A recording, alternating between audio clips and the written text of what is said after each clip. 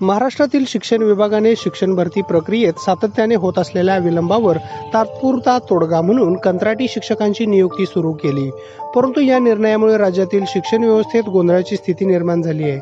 नियमित भरतीला प्राधान्य न देता अल्प मानधनावर शिक्षकांची तात्पुरती नेमणूक केल्याने गुणवत्तेवर प्रतिकूल परिणाम झाला असून हजारो पात्र तरुण उमेदवार बेरोजगार राहिले आहेत.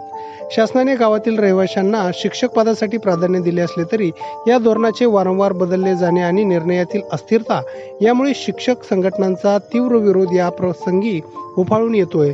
कंत्राटी शिक्षकांना मिळणारे अत्यल्प मानधन, सेवा सुरक्षा आणि निवृत्ती वेतनाचा अभाव यामुळे शिक्षकी पेशातील आकर्षण घटत असून शैक्षणिक गुणवत्ता आणि नवोपक्रमावर गंभीर प्रश्न निर्माण झाला आहे.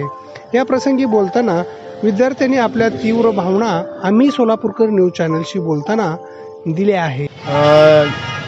गेल्या 3 वेळा शिक्षक भरती घेतली जात आहे, परंतु 55,000 जागा राज्यात अजून रिक्त आहेत.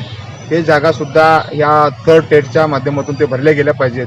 आज राज्यामध्ये कमी पटसंख्या शाळांमध्ये कंत्राटी शिक्षक भरती होत आहे. मुळातच शासनाकडे कायमस्वरूपी जागा रिक्त असताना कंत्राटी भरती का करावी अशी वाटते, अशी शंका राज्यातील लाखो तरुणांना पडलेला आहे. आज जर कंत्राटी शिक्षक भरती जर झाली तर त्या ठिकाणी कायमस्वरूपी भरती होण्यास अडचणी निर्माण होण्याची शक्यता आहे. याची भीती राज्यातील लाखो बीएड धारकांना लागून राहिली आहे. शासनाकडे आमची मागणी प्रामुख्याने एकच आहे की बाबा 55,000 जागा रिक्त आहेत. ज्या शाळेत पटसंख्या कमी आहे त्या पटसंख्या कमी असलेल्या शाळेमध्ये एक शिक्षक कायमस्वरूपी द्यावी.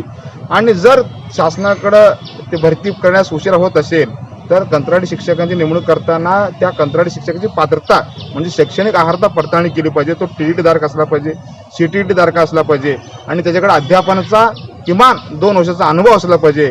आणि आमची महत्त्वाची मागणी अशी आहे की कंत्राटी शिक्षकांची नेमणूक केल्यावर दरमहा त्या संबंधित गशी असेल किंवा प्राथमिक शिक्षण विभाग असेल त्यातील अधिकारी आणि त्या विषयाचा तज्ज्ञ व्यक्तीकडून त्या उमेदवारांचं मूल्यांकन आणि त्या अध्यापनशास्त्र कसं शिकवलं जातं आहे, कसं शिकवत आहे त्याचाही त्यांनी अभ्यास केला पाहिजे.